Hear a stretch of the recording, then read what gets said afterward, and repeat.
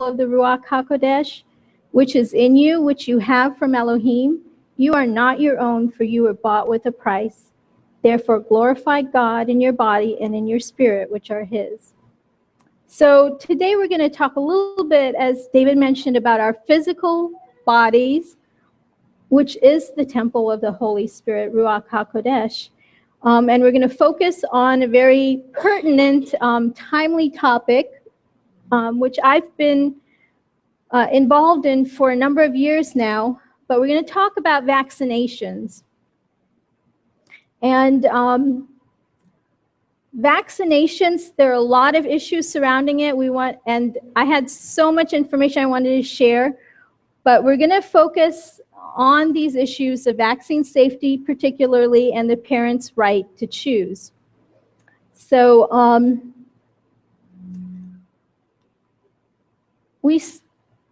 I love these electron micrograph photographs, but this is a picture of one of our body's cells, and the little green things are germs, they're bacteria.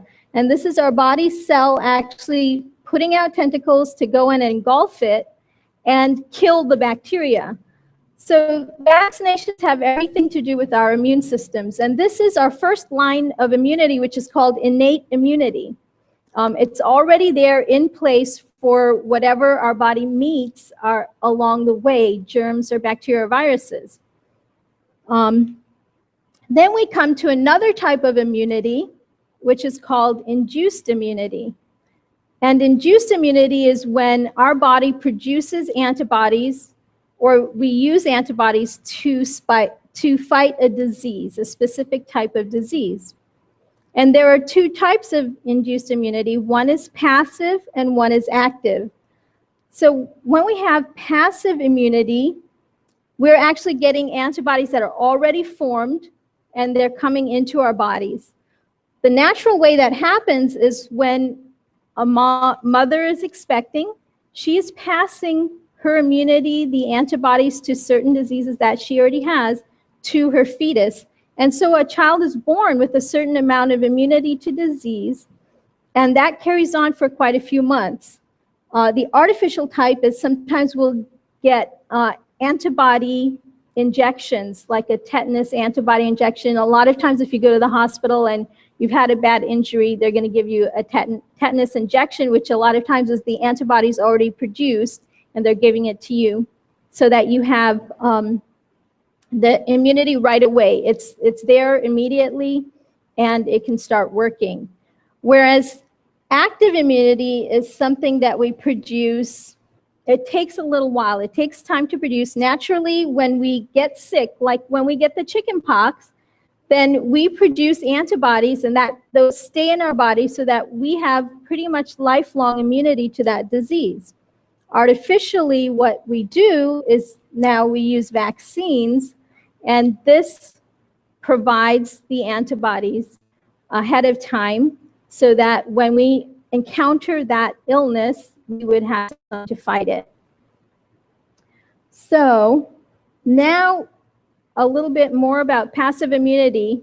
We mentioned that those are passed on from the mother to the child in vitro, so while they're pregnant, and maternally derived measles antibodies. So if a mother had measles, she should pass on those measles antibodies to her child.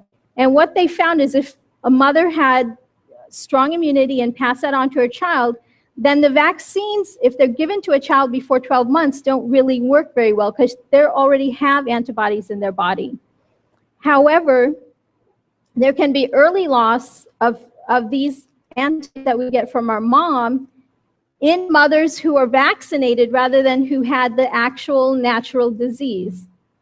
So 50 years ago, it was pretty common for people to get measles, or 60 years ago, for people to get measles, have the sickness, and then get over it, and then they would have immunity, they would pass that on. But once we had a higher population of young women who were vaccinated, they're not able to pass on that good immunity to their children. And this is from a medical journal. I wanted to make sure I kept the resource in there so you knew that it was something from a medical journal. Another picture, what is happening when our body encounters a bacteria. So right here, bacteria, this is one of the white cells, and this is a different type of white cell. So you see the T cell is getting some information from the bacteria about what it is, and it's transferring that information to a B cell, and that produces antibodies. These little things that are coming out of it are antibodies, which then will fight and kill the bacteria. So that's the natural process in our body, but now we have what are vaccines. This is from the dictionary, Merriam-Webster dictionary. A vaccine is a preparation made of killed microorganisms, living attenuated organisms, which means they're just weakened, and a living, fully virulent organism that's administered to produce or artificially increase immunity to a particular disease. The most common method of administering vaccines is by injection. We're all pretty familiar with that, but some are given by mouth. How many people remember getting sugar cubes for their polio vaccine? There's a few of us around who got that. But that was an oral vaccine that was dropped into the sugar cube and we'd take it. They don't use that anymore because what they found out as a live virus vaccine that it was actually causing the disease in many people. So they stopped using that, and nowadays they get an inactivated vaccine for polio. And then I'm going to talk a little bit later on about the nasal spray type that is now being used. But just a quick historical background, the word vaccine, it may sound familiar to people from a Latin language background, but vaca means cow. And originally, they started using vaccines when someone found out that the little milkmaids who milked the cows usually didn't get smallpox because they were exposed to the cowpox. And so they used to take the pus out of the cowpox and inject it into people, just make a little cut in their skin and put the pus into their skin. And women wanted to do this because they did not want to have smallpox marks on their face. If you've seen pictures, sometimes they can cause a lot of marking on the face. And for many women, that was a primary reason they did not want to get smallpox, because they didn't want to have the marks on their face. But even back then, when they started doing this, there were many mothers who opposed this and who were concerned about how safe that might be. Now, interestingly, through these past years, up to the 1900s, when we started, the diseases actually started diminishing, not because we had all of these vaccines which we have today, but because we were looking at some of the causes of disease, like poverty, malnutrition, poor sanitation in our cities, and also pollution. So as they started to deal with this, the rate of disease of many of these illnesses started going down even before we started using vaccinations. Interestingly, as well, is the fact that began the time where there was this alliance between science, medicine, and the pharmaceutical industries, because now they said we have to figure out a way to mass produce this and sell it to the people. And also along the way, Louis Pasteur, he discovered pasteurization, and he primarily made it to keep beer and your milk from spoiling. But he also developed that germ theory, because when they started using this, cowpox, they didn't know how it was working. They didn't know the germs were there, but they were actually just knowing that it made a difference and it worked. But he found out about the germs and that they cause these things, and he even created some vaccines at that time.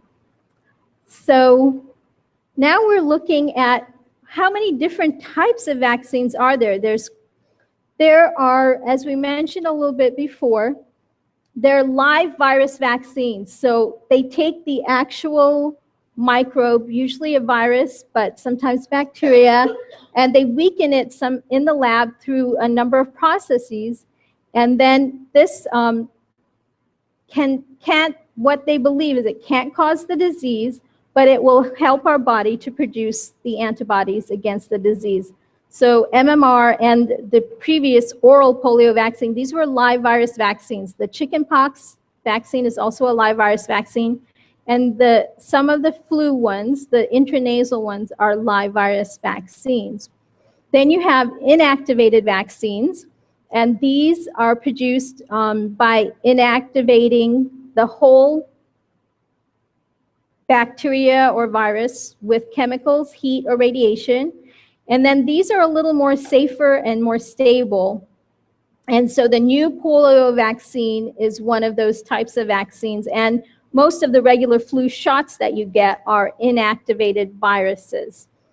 Then we have subunit vaccines where they basically take a portion, a protein of the bacteria or virus that will stimulate our immune system to make an antibody, and then they use that one part and they make a vaccine. Involved in this right now is what they call recombinant DNA technology. So they're using virus DNA and using them in vaccines so they can get into our DNA and cause the antibodies to be produced. So they actually affect our DNA. And that the hepatitis B vaccine is one of those types of vaccines. Then we have toxoid vaccines, which basically some bacteria and viruses produce toxins, and they take those toxins and inactivate them with heat or formalin and detoxify them and then use those in the vaccine. So our tetanus shots are usually tetanus toxoid shots. And we have others which are conjugated. Again, they're taking some parts of the proteins and conjugating them to other viruses and then making a vaccine to, like the Haemophilus influenza B virus. And interesting enough, when they did the studies for this, before they had to market it, they didn't really study what the other little bacteria was doing to our bodies. They just studied what this bacteria and what the outcomes in regards to that were. So really the controversy for us that we're looking at is, while vaccinations have been widely accepted as a successful tool in public health, there's growing concern about their safety. And also we need to compare it with, well, how bad is the disease? For example, chickenpox. So many of us got chickenpox when we were kids, and it was just a rite of passage. And the wonderful thing is, we got it, you wouldn't get it again unless you have an immune compromised situation or something. And also, the good thing about that was that we were boosting the rest of the population along the way because we had people around who got the disease. So some diseases, getting the disease isn't that bad, but we're going to talk about that a little bit more along. And the other important thing we're going to spend time on here is to be informed, because the important thing is that any parents or individuals know what their rights are, and that they look at the subject of vaccination, study it carefully, study about the actual diseases that these vaccines are supposed to prevent, and ask questions. Don't be afraid to ask questions so that you can make the best choice for yourself or for your child. So common substances found in vaccines. This is really interesting because this is from a list from the CDC. And these are the things that are added to it. So now we don't just have the virus or the bacteria that's been treated, but we have all these other things. They're either called adjuvants, which are supposed to help our body get a better response and produce more antibodies, or to help protect the solution so it stays sterile, or other reasons. So you have things like aluminum, which we know there's been controversy about it being connected to Alzheimer's and other brain inflammation and problems like that. Antibiotics, the increase in antibiotic use in our country. We are concerned about superbugs being formed because there's so much antibiotic exposure or use of it. We have egg proteins. Many people have allergies to eggs. And then formaldehyde, not something you'd really want to take into your body. It's used, of course, we know, to preserve things and tissues in the lab, and not particularly something that would be safe to use in the body. MSG, many people have concerns about that even in our food. And thimerosal. So thimerosal is a mercury-containing compound, and this, of course, has been in the news a lot. In fact, I believe Robert Kennedy Jr. was here the other day, this past week, in Salem to talk to the senators about his concern about mercury in vaccines. So what actually is there mercury in vaccines? Because now many people ask a very good question. We've been told that mercury has been taken out of the vaccines, and they have made that effort because of so many parents and groups and organizations expressing their concern about this. So thimerosal is the compound, and it's approximately 50% mercury by weight. And it's very interesting because I remember when I started using contact lenses, all the bottles used to have on it saying that this is thimerosal free. So they thought it was important enough to take out of cosmetics and other things that we use, but it was okay to leave it in the vaccines. And the way they got to that belief or understanding or worked around it was that they would measure how much thimerosal or mercury by weight was in one single vaccine, and they said, well, that's not going over the limit to what's safe, according to the EPA. But finally, someone sat down and actually calculated with all the vaccines that a child would receive, if you added together the accumulation of mercury for all those vaccines, it was way over the limit of what would be safe for a child.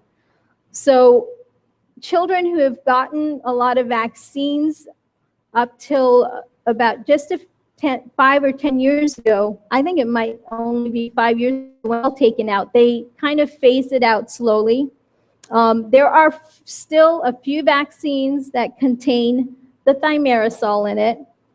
DTaP, there's one company and one particular brand that has some mercury in it. It's called Tripedia.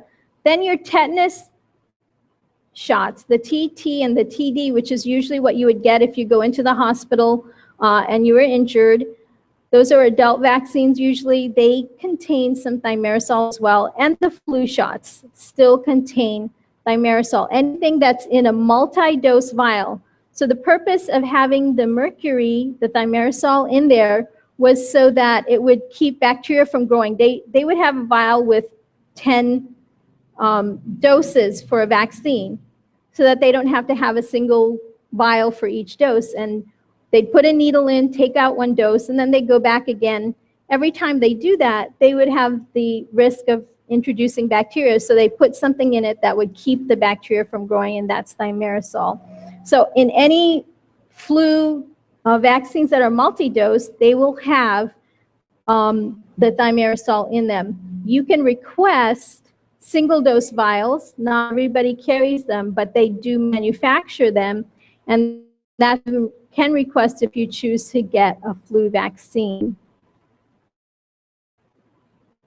So again, just a short list of what are in your vaccines, and if you think about looking at those things, and do you really want to have, there's gelatin, there are things that may be questionable for even your spiritual beliefs or your health beliefs or how you want to keep your bodies. So there are a lot of gelatin there, and I'm going to bring up later some very interesting things about other ones. But I was just Googling how are vaccines manufactured, and I came across this little bit in an article that's on the FDA website, and it just kind of blew my mind. It says virus-based vaccines are made in living cells. And some manufacturers are looking for new cell lines to make vaccines. So they actually have to have a cell line that they keep in the lab, or they grow them in eggs. The flu vaccines, they actually grow them in eggs. So they use millions of eggs every year just to grow the flu vaccine viruses. But they're trying to look for new ways to make cell lines, and so that they have a good supply of vaccine. But they actually outright say here that in some cases, the cell lines that are used might be tumorogenic. That is, that they form tumors when injected into rodents. So they've tested it on mice so far, and they do produce tumors. Some of these tumor-forming cell lines may contain cancer-causing viruses that are not actively reproducing. Such viruses are hard to detect using standard methods. These latent or quiet viruses pose a potential threat since they might become active once the vaccine manufacturing conditions occur. So if they can say that about upcoming cell lines that they are planning to try to use, we don't know that the cell lines that they use now are even safe, because they admit that it may be latent and they may not be able to see it until they don't make that connection. Some of these things happen at a point in time where they don't necessarily have to make a direct connection to the vaccine. You may have a vaccination and then years later get a cancer and never know that it was possibly from that vaccination. So the other issue in regards to vaccines is how many vaccines are being given to our children, and even now to adults. They're just expanding their program. They're trying to increase the number of people that are getting vaccinations and the number of vaccinations that they get. So between 1964 and 1992, many of us in those years got just 7 different vaccines, and actually they were just in 3 shots, because you got the DPT, you got the MMR, and you got a polio shot. And that's all you got. You got a couple of booster shots, and so you got 14 doses of 7 different vaccines. And the vaccination rate, of course, as they pushed the programs out, came up to 95% now. But today, our children get 49 doses of 14 different viral and bacterial vaccines before the age of 6, and 69 doses of 16 vaccines before they're 18 years old. So as of early 2014, the U.S. immunization schedule contained all this list for children 0 to 6 years. And then in addition to that, for children older, 7 to 18 years, they've added the HPV vaccine, which is the Gardasil, and meningococcal vaccinations. They say everybody going to college should get this so you don't get meningitis. So a shot in the dark. This is, we're going to look at, now we've talked about some of the things that are in vaccines, and then we've talked about what is added to it and how many they get, how many vaccinations. But what really is the biggest concern is, because of those reasons, what are the reactions that so many children are having to vaccines? And this was a book written in 1985 by Barbara Fisher and Harris Coulter. They first documented hundreds of cases of children who had reactions to the DPT vaccine. And these children either died or were left with really severe brain injuries and dysfunction, learning disabilities, ADHD, autism. So way long before the whole MMR question of autism came into place, DPT was the really big culprit for a lot of vaccine reactions. And it was so bad that once the people who wrote this book started an organization and did a lot of lobbying for safer vaccines, they actually now have changed the shot so that it's they use a different type of pertussis called acellular pertussis in the shot. And so this is supposed to be more safe and less reactive as the DPT, the previous shot. But the reactions are very similar. They're just not happening as frequently. or as strongly as before. And some of the reactions that have been documented for this particular vaccine especially is prolonged crying. Once they get the shot, there are children who go home and they can't even take a breath. They just keep crying and crying for hours. And a very high-pitched screaming that I think so many mothers' hearts were broken to watch their children go through this and to be told that this was something that was to help their child. Sorry. So they had hypotonic responses. They would just become limp in their parents' arms. They have high fevers and extreme lethargy. They would just want to sleep. They wouldn't even want to get up to eat. They would just sleep and sleep and sleep. The FDA did a study that was published in 1981 that actually they concluded that 1 in 875 DPT shots were followed by convulsion or collapse. And so that's when they really worked towards changing that shot. So again, the DTaP is a little bit safer, not as much, but still very similar reactions happening to that as well. And some children who suffer these serious reactions have brain inflammation and permanent brain dysfunction. Very many, we have so many children in a certain time period that had learning disabilities. And this was a big part of why that happened. So just a quick summary of, so DTaP, now they are encouraging adults to get booster shots, and they're called the TDAP or TDAP. But before, they said, oh, these are going to give you lifelong immunity, but they really don't. It can never be the same as naturally what our body does. And so now they've come along and say, okay, now all the adults should start getting boosters as well. And so besides the regular DTaP shots, before they're 6 years old, now they're adding another one, a booster shot 7 through 10 years old for children. And then 11 through 18, another TDAP as a booster. And then anyone who's older than 19, they encourage, if you haven't had a booster shot, to go ahead and get that as well. And what I was really surprised to see is now they're really strongly encouraging pregnant women to get a shot as well during their pregnancy.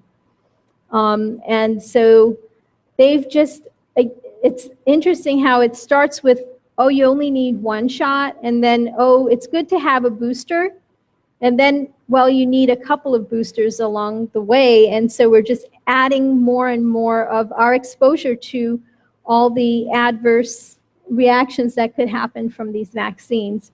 And of course, healthcare personnel are always encouraged to have these shots as well, especially if they have patient contact. So the hepatitis B vaccine, this is the next one we're going to look at. And the big question with this shot is it really necessary? Is this vaccine important for us to get? Is it a disease that we should be concerned about? Well, if we look at how is the hepatitis B vaccine transmitted, it occurs when blood or body fluids from an infected person enter the body of a person who's not immune. Basically, it's very similar to HIV through blood and body fluids. So it's spread through either sexual interaction, infected, or people sharing drug needles. People who work at work might get a needle stick, like in the hospital if you're working. And infected mothers can transmit that to their babies as well during birth. So really the risk groups then are persons with multiple sex partners or have sexually transmitted disease, men who have sex with men, sex contacts of infected persons, injection drug users, and household contacts of chronically infected persons. So somebody who has it, if you're in the household with them, you will be at risk. But interestingly, this is the one vaccine that, when they give this to children is the day they're born. When they're in the hospital, before you leave, they want you to have, your child to have the the hepatitis B vaccine. And they would be, unless they're in a family and household that has that disease, would be the least at risk for this disease. And it's, again, another one that has a number of adverse reactions. And I used to work for an organization called the National Vaccine Information Center that was started by Barbara Lowe Fisher, who wrote the book DPT Shot in the Dark, but it advocates people education on vaccines and the right to choose. And they also help parents to document their children's reactions to vaccines and to report these to the government organizations. So a lot of this data is either from theirs or from the CDC data. Adverse reactions that are known to happen with hepatitis B vaccine include shock, something called Guillain-Barré syndrome, which is a serious neurological condition, peripheral neuropathy, optic neuritis, multiple sclerosis, transverse myelitis, and other neurological disorders, tinnitus, which is ringing in the ears, and we hear a lot of people complaining about that, herpes zoster, thrombocytopenia, and even sudden infant death syndrome. So one thing that always is interesting to me when I look at these lists of vaccine reactions is that so many of these reactions affect our brain. And I think that's no coincidence that they want to decrease our ability to make good choices in the first place. And as they increase the vaccines, we kind of, and other things in our environment, we kind of don't question it as much because our brains have been affected by these things and they're not working as well. So we are going to move on to another vaccine, the polio vaccine. And I had mentioned that we were using the oral polio before, and that vaccine actually caused a number of paralytic polio type diseases, as they would call it, in many healthy people, and so they stopped using that. But there are a number of cases from 1980 through 1998, there were 152 cases of paralytic polio. Of those, 95% of them were from the vaccine. And the others were actually people who were from outside the United States most of the time. But since 1979, there have been no cases of natural wild polio. So they come in either from outside the country or something with the vaccine that happens.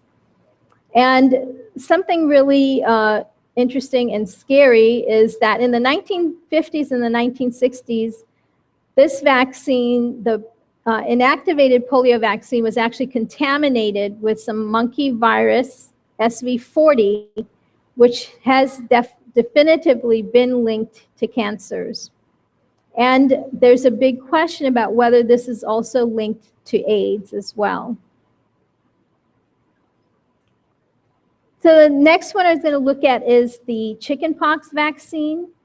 And like I said, it was so interesting that, you know, while I was growing up, that was just something we got. But it was interesting that when you looked at the research and the papers that were put out when they wanted to license this vaccination, one of the main reasons that was listed in the medical article was that it would decrease the time that parents would have to miss work. And that this was a big push for the reason to have this vaccination on the regular schedule for children. But there's questions about how effective it really is. There's also the issue of the transmission of the vaccine virus to close contact. So this is another one of the vaccines that is actually a live virus vaccine. So they've inactivated a live virus, but because it is a live virus, it can still transmit to others and cause them to get the chicken pox. And in the thing that they've noted to happen since they've started the vaccine is that instead of most of us getting it when we were in grade school, now there was a shift to older children getting it, which is worse because it causes more complications when you're older rather than when you're younger. And the interesting connection too is that there seems to be, since they introduced this vaccine, more cases, increasing cases of shingles in older adults. And what they believe is the reason, and they kind of try to counteract this, but is that when we had chicken pox and we would go and visit our grandparents, well, they'd be exposed to it a little bit, and it would just naturally boost what they already had. They likely had chicken pox as well, but it would be a natural booster, like getting a booster shot. And all of us, as you know, if our little brother got it, then we were naturally boosted. Or if somebody in our classroom got it, we were naturally boosted. And so we built up very good immunity to this. But as more children were vaccinated, there was no natural boost to occur. So now more and more cases of shingles are occurring. And of course, that's another thing that they can make another vaccine for. And that's the big push now for more shingles vaccines. And it's amazing when you look at the commercials and the advertisements for these vaccines. It kind of makes you wonder. But there are also a lot of reactions to this particular vaccine as well. And the most frequent ones are rash, cellulitis, pharyngitis, which are all very similar to if you get chickenpox, you would have a lot of these things. Possible vaccine failure, injection site reactions, and then even liver dysfunction or herpes zoster because it's a sister virus. And you can get some immune-mediated symptoms as well, or syndromes. And next to the brain being affected, our immune system is the other part that's very often affected by reactions to vaccines. So thrombocytopenia, which is our own body killing some of its blood cells, anemia or thrombocytopenia, all of these things, vasculitis. And then, as I said, the neurological ones, a similar encephalopathy, convulsions, and even meningitis. So we're going to move to the MMR vaccine, which is very much in the news and very controversial, especially now with the measles outbreaks that we have had. But typically, there have been many reactions to the MMR vaccine that aren't even related to something long-term like autism. But documented reactions with the MMR are convulsions, encephalopathy,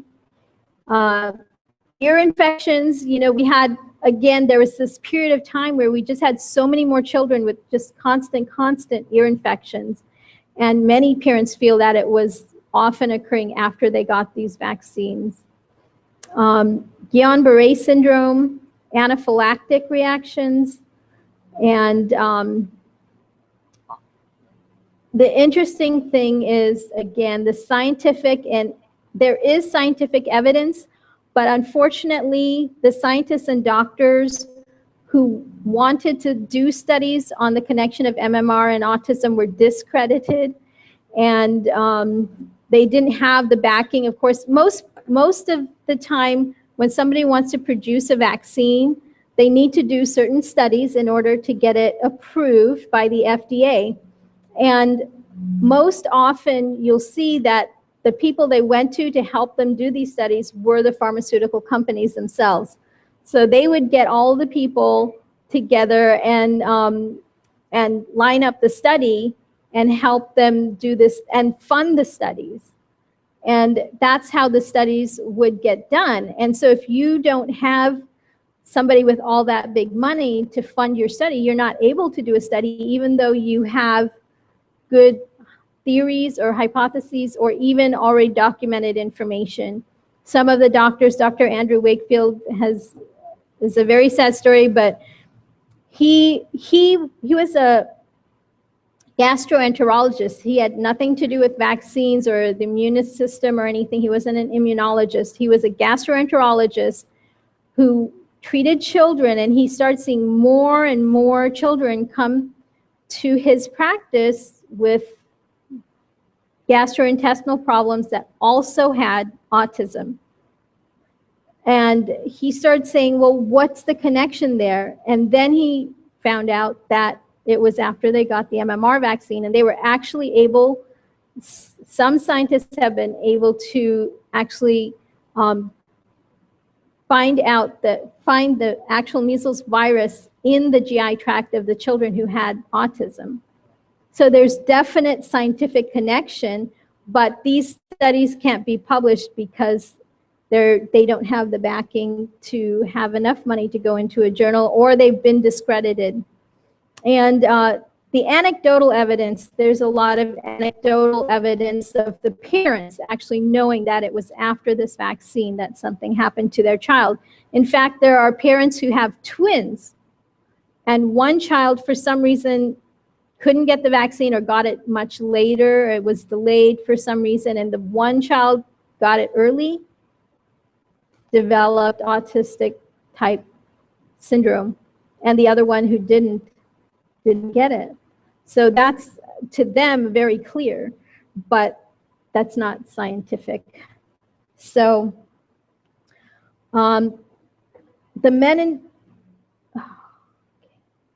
so this is a very interesting article or statement put out by William Thompson, and he was actually a scientist with the CDC, Centers for Disease Control and Prevention, and he said the statement, "I regret that my co-authors and I omitted statistically significant information in their article published in the journal Pediatrics." So they actually omitted data that would suggest that African American males who received the MMR vaccine before age 36 months were at increased risk for autism. So they actually had the data, but they did not put it in the study. Decisions were made regarding the findings to report after the data was collected, and I believe that this protocol was not followed.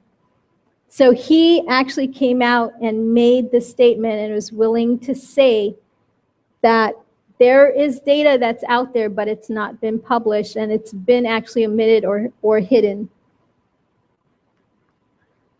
So we're going to look at another set of vaccines, the meningitis vaccines.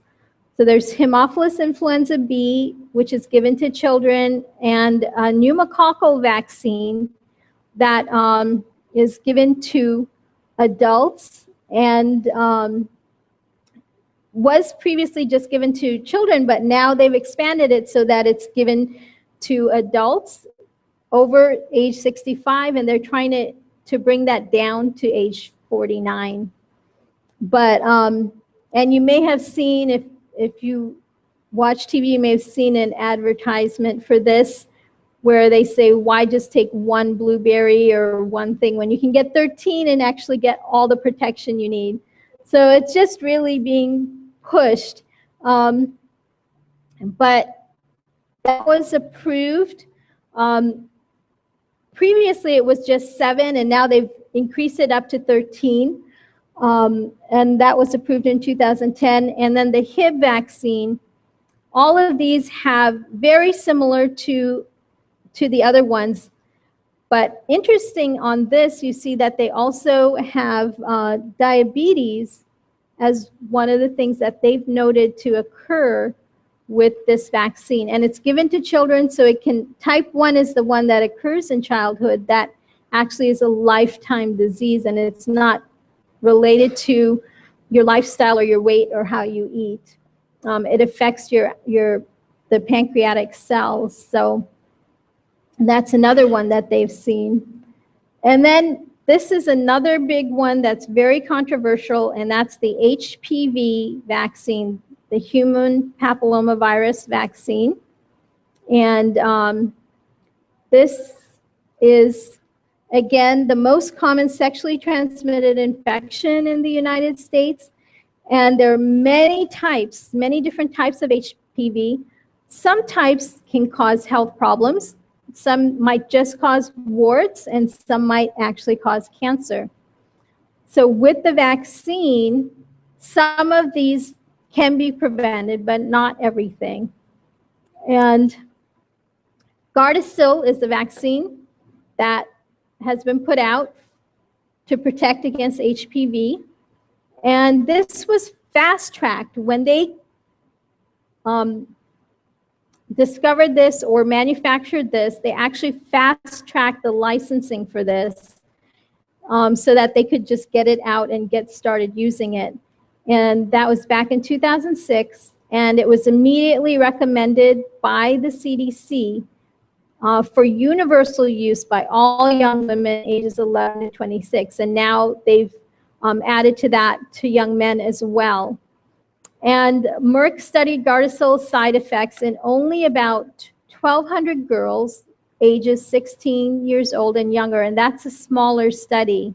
And they only followed them for 2 years before they licensed this vaccine.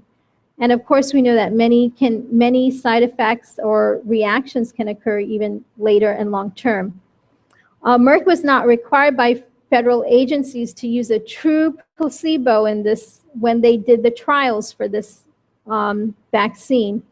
And so they actually compared it against a placebo that had aluminum in it.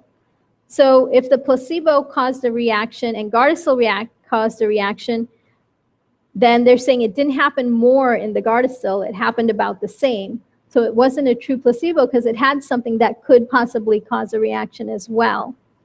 And so this would mask how truly reactive that Gardasil vaccine could be because it also contains aluminum. So deaths and serious health problems were even found before they licensed this in the clinical trials, but they were written off as coincidences. And there have been thousands of adverse events reported to the vaccine adverse event reporting system. Now, this is the government's reporting system. They have one in place for regular medications. If you have a reaction, you're supposed to report it to them, and this is in place. Parents are supposed to report this, any vaccine reactions, and they're given the information usually when they get a vaccine. They're supposed to be given it. But it's believed, and they will admit that it's probably only about 20% that actually get reported. Many happen and occur, but never get reported to VAERS, to the Vaccine Adverse Event Reporting System. But even of the ones that have been reported, those reactions included deaths, serious health problems, emergency room visits, hospitalizations, and permanent injuries. But again, they were always a coincidence that wasn't related to the vaccine. And then comparison of serious adverse events such as death, stroke, blood clots, reported to VAERS after both the Gardasil and the meningococcal vaccine Menactra revealed that these events are reported 3 to 30 times more frequently after Gardasil. So even though other vaccines are very reactive, we looked at the reactions they have, there's actually 3 to 30 times more frequently occurring reactions with this particular vaccine. And again, this is one that they're giving to our young people. And they're pushing very hard to have everybody get it, all the young people. Thousands. So since Gardasil was launched in 2006, it has actually been responsible for 66 deaths and over 17,000 medical injuries of young girls, some as young as 11 years old. And as I said, by the CDC's own admission, only 10% of adverse events get listed on VAERS. So if you could almost count that it's 10 times as much as the number that they would publish. And HPV, which is the Gardasil, now account for 20% of all vaccine side effects, aside from the H1N1 swine flu vaccine. So there have even been connections to ALS, known as Lou Gehrig's disease, pancreatitis, and encephalomyelitis, a lot of different serious diseases.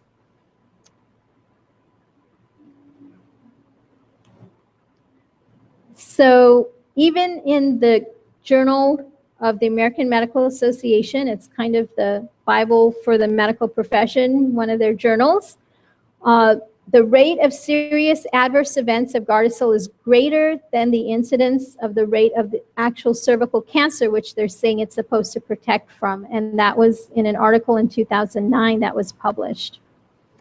So again, we're always weighing, okay, is there really a benefit versus how much risk is there to get this disease? And as we mentioned, this is a sexually transmitted disease, so you can only judge what your personal risk is compared to maybe somebody else that they're wanting to have get this vaccine. Now, the other big controversial vaccine, the flu vaccine.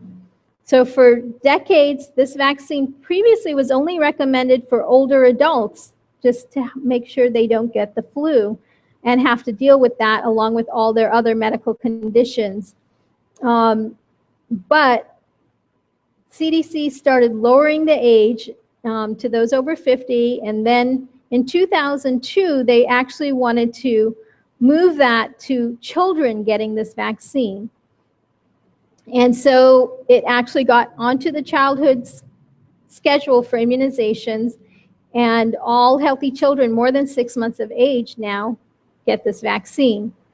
And they encourage 2 doses for all healthy children 6 to 23 months and an annual flu shot after that. And so the big question, you know, we're going to look at is, well, if you're getting a flu shot every year and that flu shot has mercury, how much mercury are you going to get cumulatively? This vaccine, the flu vaccine, was also incorporated into a federally funded program for poor and uninsured children so that they would always be sure to get a flu shot and they wouldn't miss out.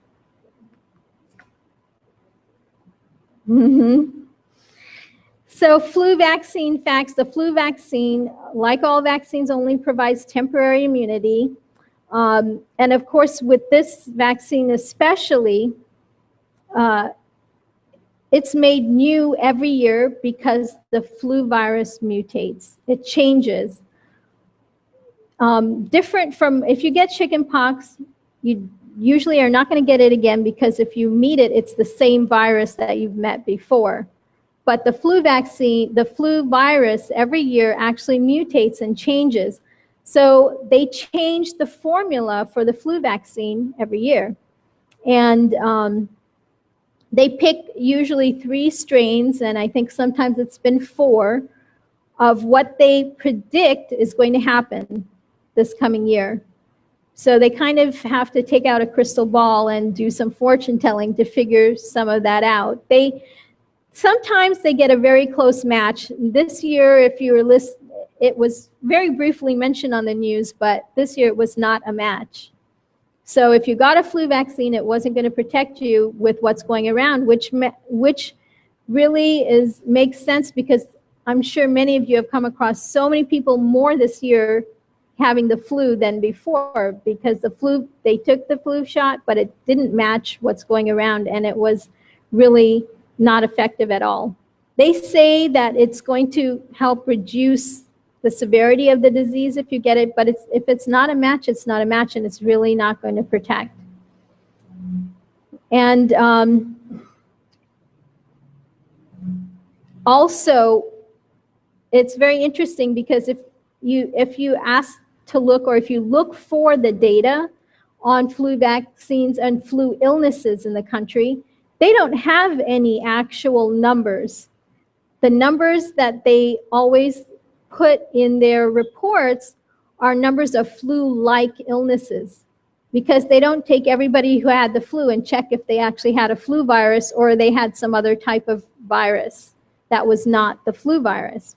But everything's listed as a flu-like illness, so the actual incidence or how often this disease is occurring is not known.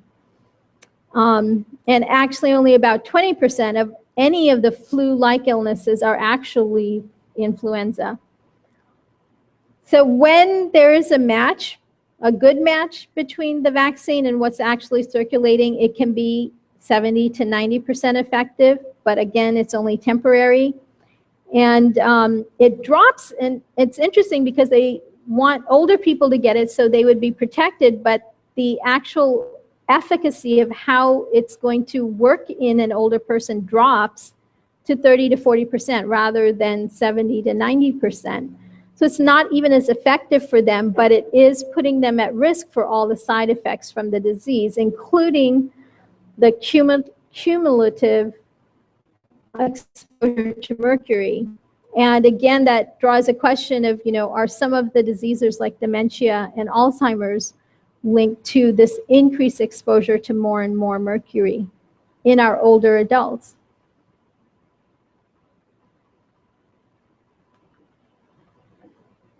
So the flu vaccine has a lot of reactions as well. And interestingly, there are a lot of people who say, I got the shot and very soon afterwards I got the flu. That's basically a reaction to the vaccine, but it's very similar to the disease it's supposed to prevent. So, you're going through the whole thing anyway. If you're trying to avoid just having, being sick. The most frequently reported reactions can occur even within 2 weeks of vaccination. Guillain-Barré is one that's very strongly related to the flu vaccine particularly. And it's an immune-mediated nerve disorder, causes muscle weakness, numbness, pain, and paralysis.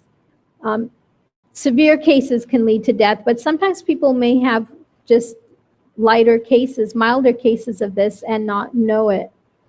According to vaccine manufacturers, contraindications would be if somebody has a fever, an impaired immune system, which all our older adults, most of them have impaired immune systems. It's not full strength as it was in earlier years. And if you have an egg or mercury allergy or history of Guillain-Barré, it's such a strong connection between this particular disease, Guillain-Barré, and the flu vaccine that if anyone's had anything like that in the past, they should not get a flu vaccine. The question is, when you look at this, they say contraindications like fever. I personally know from when I've worked in doctor's offices that parents will ask, well, my child has a fever, should I get my shot right now or wait? And a lot of times say, oh, it's okay, you can just get the shot. So there are a lot of children who are already sick who are getting shots, and that's a really bad situation for more reactions and worse reactions to occur. Again, interestingly, they've added this to a list of vaccines for pregnant women that they should be getting. And they say that pregnant women should be sure to get this every time they're pregnant, is get a flu vaccine shot. But again, if you were deciding to get this, you would definitely want to ask for a single dose vial. Make sure it's one that does not contain mercury, as most of them do contain mercury. And mercury in an infant and a fetus is going to be very damaging to their brain and their nervous system. So I was able to find these and thought they were really good little information here. So I'm going to come up here so I can look at it better here. But these aren't on my thing. So on here, this is from an actual the insert that you get. So when you get aspirin or Tylenol, you have a piece of paper that has the reactions and things like that, how to use it, what's in it. And this is from the insert for one of the flu vaccines from the 2013-2014 formula. And this is a statement that's right on the insert. Pediatric use, safety and effectiveness of this flu vaccine in pediatric patients have not been established. It's right there in black and white. And this is showing that it does contain mercury. It's in the ingredients. And then this is interesting too, because they're pregnant women to get it. This has not been evaluated for carcinogenic or mutagenic potential or for impairment of fertility. They have not done these studies, and they're okay to actually say this is what's going on. So here is a list of, so they have to mention post-marketing experience, because before they're licensed, they do a number of trials, but they're supposed to continue watching and documenting what's happening after it's been licensed and it's being used. So basically, especially when a new vaccine comes out and you take your child and get a shot, they are part of the post-marketing trials that are occurring. So one of the things here, adverse events, immunosuppressive therapies, and what I wanted to show here is pregnancy. It's a pregnancy category B listed, which means those aren't actually found to be safe in pregnancy. B and C category drugs are not found to be safe in pregnancy. A is the only one that's found to be safe in pregnancy, but our flu vaccines that we're having every one of our pregnant women take have not been found to be safe in pregnancy. And this is just showing on the box that it does have mercury in it. And this is also interesting. There have been no controlled trials adequately documenting a decrease in influenza disease after vaccination. That is so interesting. It's right on their package insert. So the other thing I wanted to mention about flu vaccines, this is really significant, is the intranasal flu vaccines.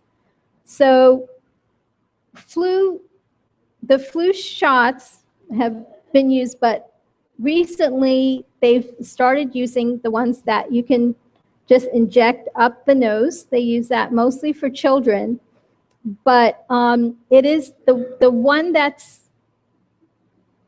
the intranasal is actually a live virus vaccine. And it's interesting when you consider the live virus vaccines, as I said, because it's actual virus, it can be transmitted to other people. And this is one that they're injecting into your the child's nasal passages. So just think about any time they sneeze or cough or even just breathe, they're breathing and shedding out these viruses. So shedding of the actual viruses from the flu vaccine can occur up to 11 days after they've had their vaccination. And children, and then they actually will say children who have been vaccinated should avoid close contact with people who have severely weakened immune systems for at least 2 weeks. So even if you don't have a severely weakened immune system, I don't know if I necessarily want to be exposed to those viruses. And also they mention, so another reason they say we want all our children to be vaccinated is so that when they go and visit their grandparents, they're not going to expose them to the flu. But they say that these children who have gotten this type of vaccine should stay away from elderly relatives for a while after they get this vaccination so that they won't make them sick. So the other thing, if you think about it, in our nasal passages are very close to our brain. Actually, at the top of our nasal passage is a bone called a cribriform plate. Basically, it's a perforated little plate of bone that nerves from our nasal passages go up straight into, connect to the brain.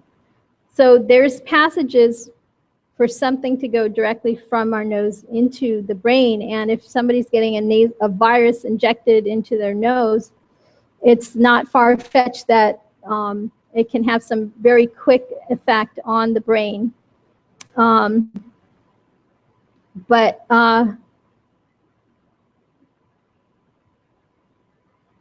There is the Cochrane Review on Vaccines. It's a group that did a review of a number of studies, about 75 studies on flu vaccines, and compared them of all these different observations. And they found that there's extensive evidence of reporting bias of the safety outcomes from the trials of this particular vaccine, the live one, the intranasal one, which impeded meaningful analysis and evidence of widespread manipulation of conclusions and spurious notoriety of studies. Basically, and you know, this happens with most studies. Everybody's going to skew the numbers to bring out show the outcome that they want to have seen.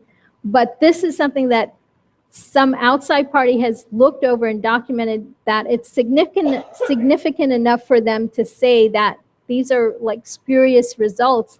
And this has to do with the actual safety of the vaccine. And that's scary. So there's another vaccine that our children are given, the Pneumovax.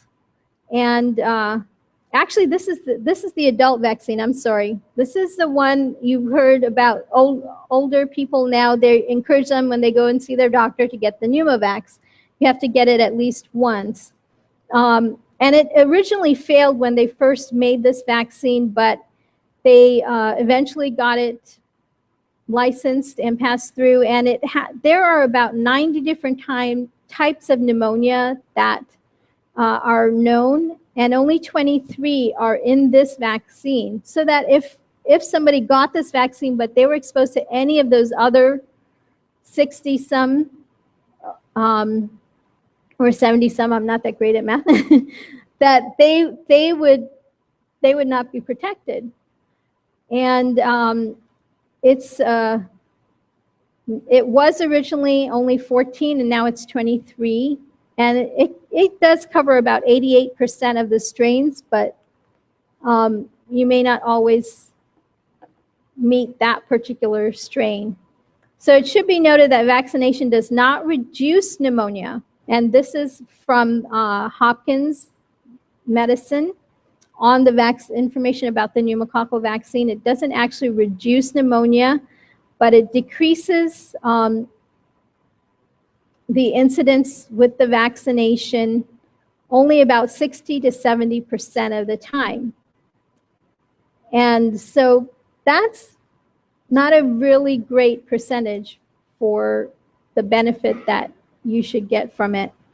Others have shown not to be powered to do so. So statistically, some can even be 44%, decrease mortality by only 44%. But the statistic difference is not great. So of all the cases of pneumococcal meningitis, maybe about half would be prevented by a vaccine. So again, you know, always looking at what's my personal risk of the vaccine versus what is my risk of the disease, and which one am I most concerned about. The pneumococcal vaccine, CDC wants everybody who's older than 65 and also younger than age 2 if they have certain immune issues or diseases. And high-risk groups, people who are immunosuppressed, who have had transplants or things like this, they encourage them to get this so that they won't get pneumonia.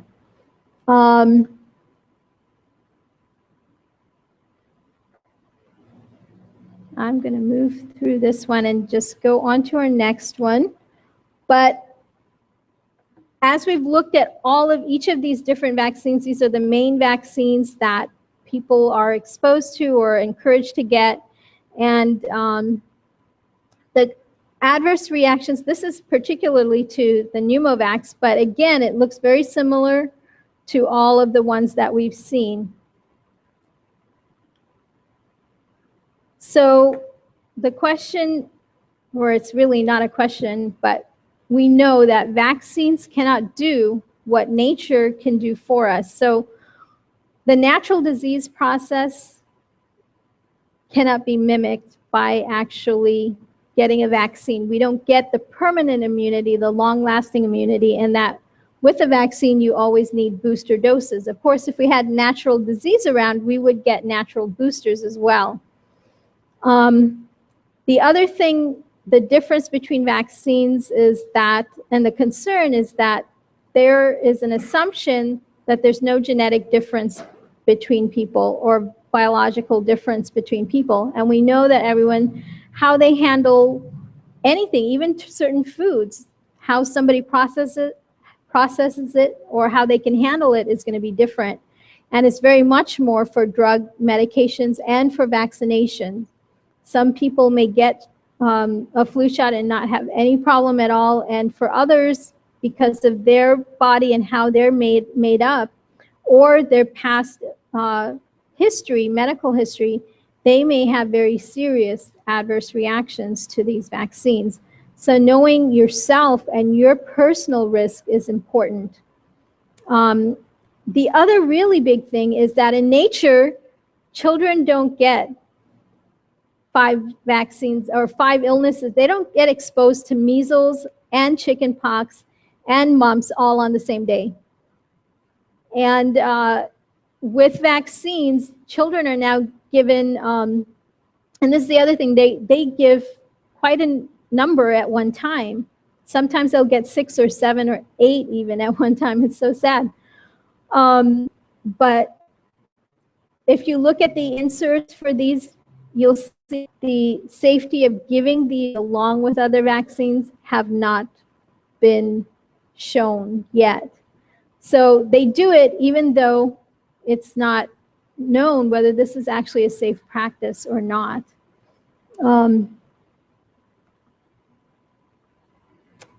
So vaccines also, we just mentioned that a little bit previously, but when vaccinated mothers can't transfer antibodies to their fetus. If they do, they're not as effective or as long-lasting. So we're basically, we have created a virgin population with no immunological memory. And there are lessons that were learned along these lines from many outbreaks in the past.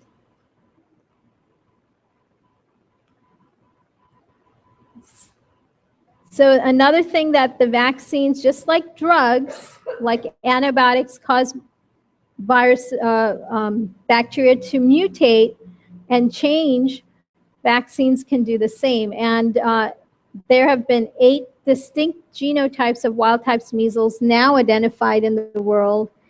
And they found that pertussis epidemics, that's the whooping cough, have occurred in highly vaccinated populations, and when they looked to see what it was a mutated strain of the actual bacteria that was identified. So we know that a lot of diseases are now resistant to antibiotics.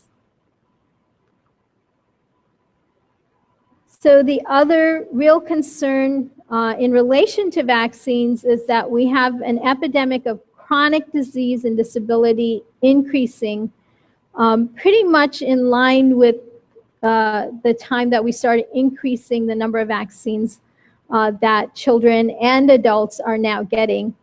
So in 1976, the number of children who were learning disabled were about 796,000. Today, 1 child in 6 is learning disabled. In 1979, there were 200 million children with asthma. And I know people who are trying to do studies about the link of vaccines and asthma as well. But many of these long-term kind of chronic diseases have definitely increased as we've increased the vaccinations. One child in 9 today has asthma. And in 1970, we had documented only one child in 2,500 who would develop autism. Now one child in 150 develops autism. And in 1970, one child in 1,750 were diabetic. Now we have many, many more young children who have become diabetic, one in about 450.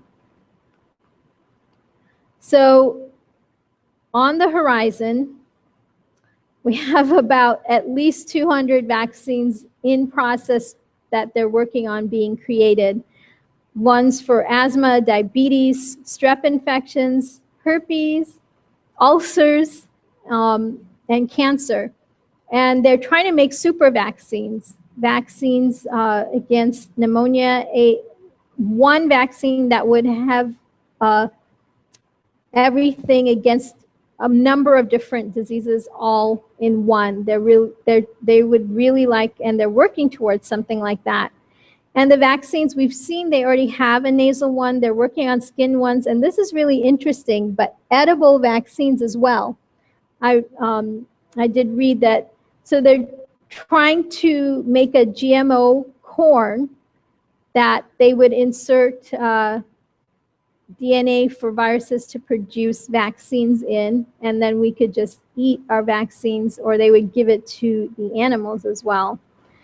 But it's another important reason that we have to be concerned about GMO foods as well. But vaccines, the other thing is, at best, vaccination is experimental. There's no guarantee that it's not going to injure you or cause disease or even kill. And it's difficult to assess risk predictors.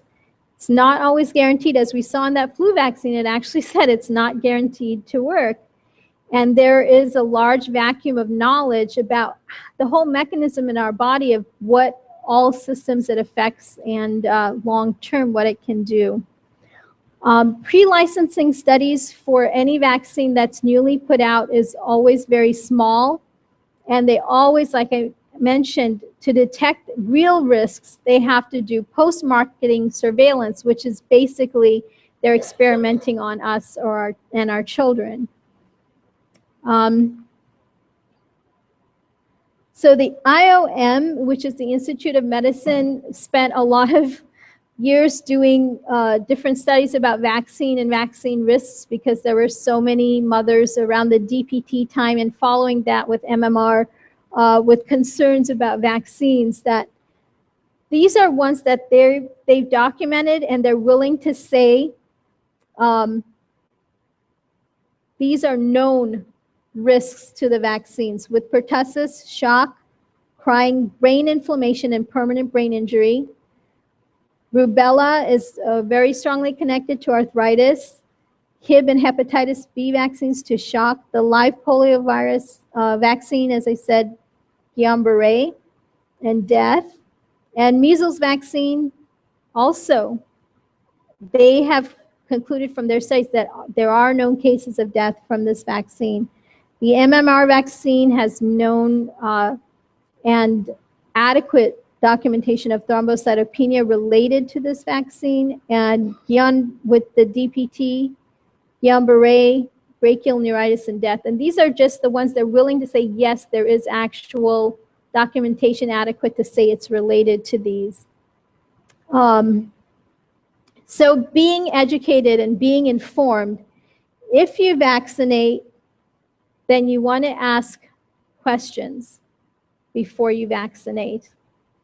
And you want to learn how to recognize the signs and symptoms of vaccine reactions. And these are some of the more common reactions. So a high fever, A mother, of course, would just say his temperature was very high. I had to put cool towels on him to bring the fever down. Hives and rashes. A lot of times mothers will just see a big swollen lump at the side of the shot, and that it stayed for weeks. It didn't just go away the next day. High-pitched screaming. That's one of the saddest and worst, because a lot of times the children are screaming because they are actually having pain in their brain, and they're little babies and they can't do anything else but just scream. A shrill scream that lasts for hours. And then collapse shock, as I mentioned, they go completely limp. So these are mothers' descriptions actually of what happens. And other reactions include loss of muscle control, paralysis. There's just a long list. If these happen, if any of these happen, a lot of times I know that parents, mothers call their doctor's office and they say, okay, just give them Tylenol and keep them at home, and they'll be okay. But really, you need to go to your doctor, or you need to go to the emergency room and have it documented of what's happening to your child. Because a lot of times if a child gets a vaccination and has any of these type of reactions, they are very likely to have a similar or even more severe reaction the next time they get the shot, because of course there's so many shots coming down the line for them. And even as adults, if you remember having bad reactions to vaccines, and I've experienced this with my sister, but I think at the time we were not aware, but I remember her when she got shots that she had very similar issues going on, and now she's very careful. If she gets a shot, she still has like a tetanus shot. Sometimes they'll tell her to get one. Now she won't get it because she knows that she'll have a reaction to this vaccine. But if you recall, even if you didn't notice it at the time or you didn't recognize it at the time, and you look back and say, I do remember it was always like after this that my sister or I or somebody, my child, had this type of issues going on after their vaccine. Be really, really careful about getting any more vaccines, and make sure it's documented. There is because we had all those mothers reports of what happened to their children. I just heard this statement the other day on a nature show. They were talking about a study on animal behavior, but they used this quotation and said the plural of anecdote is data. And if 100 people say that this happened to them after a certain event, then that is data, even if the medical community doesn't recognize it or agree that that is usable data for us. And just multiple vaccinations, we talked about them being given simultaneously. Just again, that they receive some, and I have seen this again in doctors' offices, that a child at one visit can receive 8 or more vaccines at the same time, and they just choose different places on their poor little tiny legs to try to give 8 different shots, and it's really, really sad. Before, in 1983, they said you should never give more than 4 vaccines at a time, and now they give many of them. And they even in their reports, they do state that a lot of elements of this schedule that they now have for children have not been systematically examined in research studies. So a new, again, vaccinations and pregnancy, I already talked about it, but they're adding more and more things. And again, in pregnancy, it's not just the mother who's being infected, but it's the fetus as well. And the FDA has actually determined that there aren't well-controlled studies that have been conducted in pregnant women to say that it's safe for them to use this. And that's why they're pregnancy category B or C. Um, the important thing is be informed. Know what your rights are, and also study about vaccinations. There's so much information. It's so easily accessible now, right on their own websites, CDC and FDA. Know what's in them and what is actually known about them, and then studying the diseases as well. What are the signs and symptoms of measles and things? Measles is actually only contagious once the rash appears. But if you know, this is the other thing, is if you choose not to vaccinate, it makes sense that if your child is not vaccinated and they have signs and symptoms of something that they might be getting, to keep them home so that they're not exposing other people. And it doesn't bring attention to the fact that there's a group of people who have chosen not to vaccinate. So also being smart about how we handle ourselves. And it's good because if your child is sick, their immune system's impaired, you don't want them to be exposed to other things that are going around as well. But know what the diseases are and the risks of the diseases, as we talked about. Some we may have a high risk to, and some we might have no risk at all. Ask questions and make the best choice for yourself and for your child. So if you vaccinate, this is, I've taken this from the NVIC website. It's one of the places where you can get pretty balanced, good information on vaccination and their risks.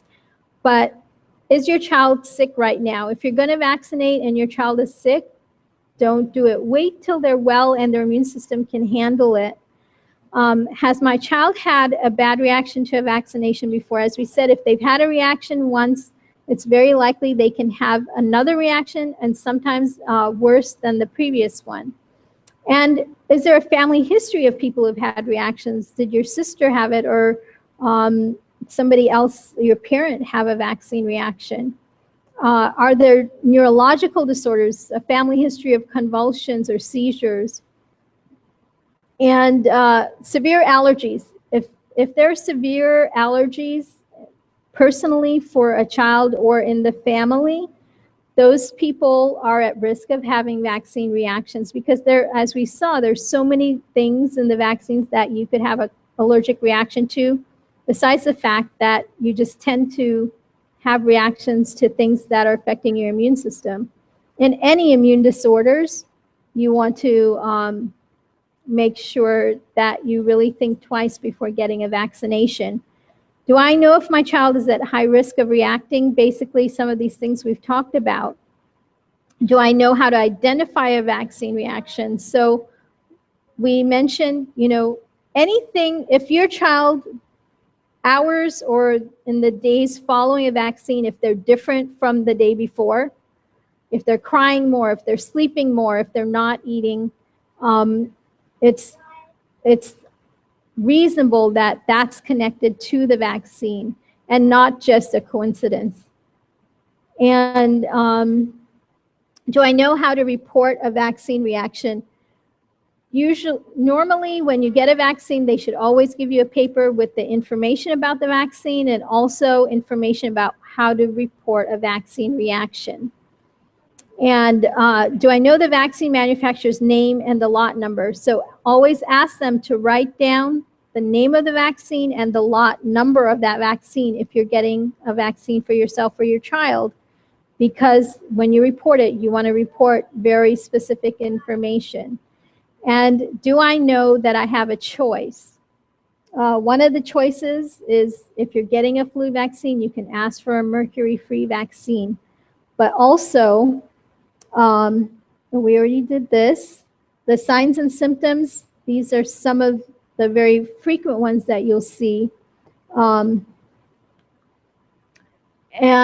so reporting a vaccine reaction, the vaccine adverse event reporting system called VAERS is where you're supposed to report your any vaccine reactions. And they do have a way that you can do that online, or there's a number to call as well.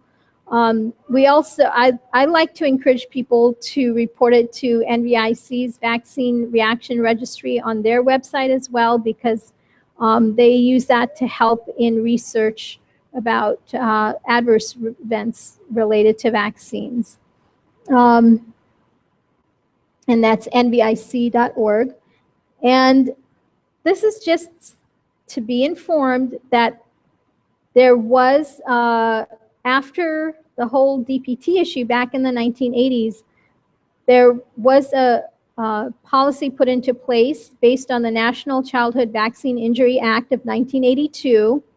And under this federal vaccine injury compensation program, more than $2.5 billion have been paid to vaccine injured individuals. So they have actually admitted that these people had reactions to vaccines. But the interesting thing about this system that they have in place for vaccine injury compensation is that it's federally funded. So basically we're paying for it, but it saves any pharmaceutical company from being liable for the reactions to the vaccine. So they are safe from any liability from vaccine reactions. So definitely vaccine reactions should be documented in your own medical records. Have your doctor document them and reported to the Vaccine Adverse Event Reporting System. Know your rights. So this is back history a little bit. There was a finding by the U.S. Supreme Court in 1905, a statement that they made actually, that said that it's the duty of constituted authorities primarily to keep in view the welfare, comfort, and safety of the many, and not permit the interests of the many to be subordinated to the wishes or convenience of the few.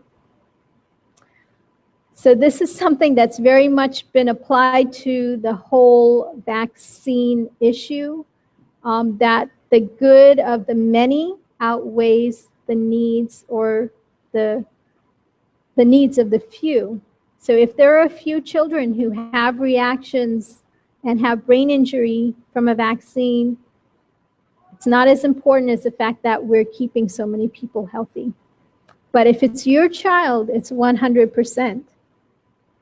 So you need to make the choice for your child. And this is, and you do have the right to choose, even though many times they will make you, either the doctor's office or the school will make you feel like you don't have the choice. You do have the choice. This statement is actually from a newsletter that was put out by the National Vaccine Information Center. And they did a special report on the model state, and I was going to add a slide on this, but didn't get a chance to. The Model State Emergency Health Powers Act. So this was something that was put into place very soon after 9/11, and it is a model law for states to put in their state and enact in their state. It's a model for a law that in any emergency, anytime they can declare an emergency, they can then forcefully vaccinate people or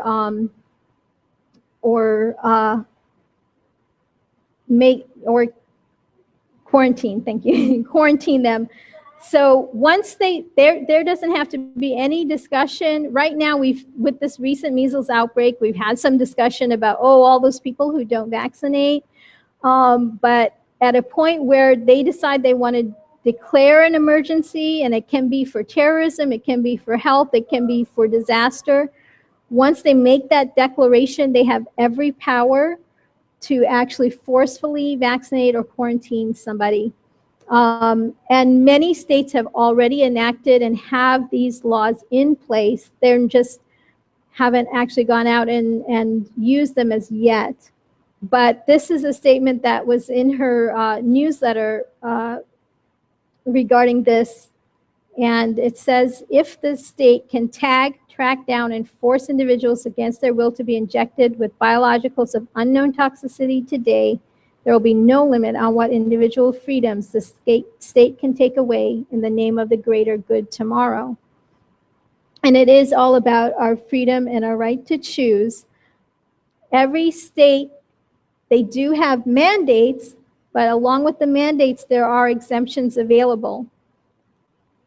All states have medical exemptions. Most states have religious exemptions, and some states have what we call a philosophical exemption. So your church or your religious organization does not have to have a statement saying that they're against vaccinations, but if you personally believe, it's also called a personal belief exemption, then you can choose and request an exemption from getting vaccinations. So knowing that you have this right, right now in Oregon, we have to, parents are either need to have a discussion with their doctors have to document that they discussed it with them, or they have to watch a little short film, and then they can take the exemption. But there is state information on the NVIC website. They have information for every state on what your rights are, what the exemptions are that are available to you. So finally, we just want to keep in mind the most important thing is being well informed. Not to take a decision like this lightly at all, just because it sounds good and a bunch of people are doing it, but to become informed before you make that decision. And these are just a few websites that I believe are pretty balanced. There are some websites that are going to be absolutely anti-vaccine. These ones here are not anti-vaccine, but they're pro-rights,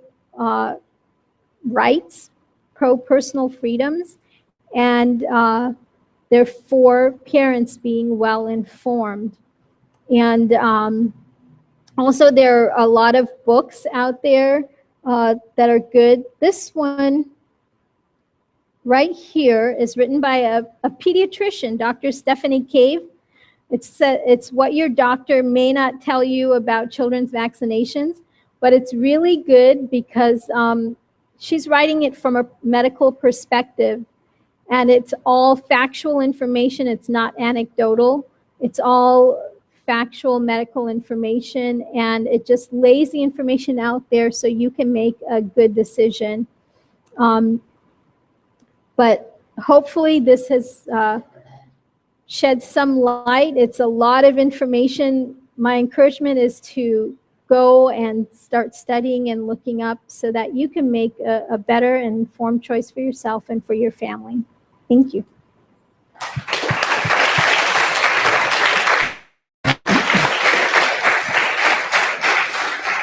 Powerful.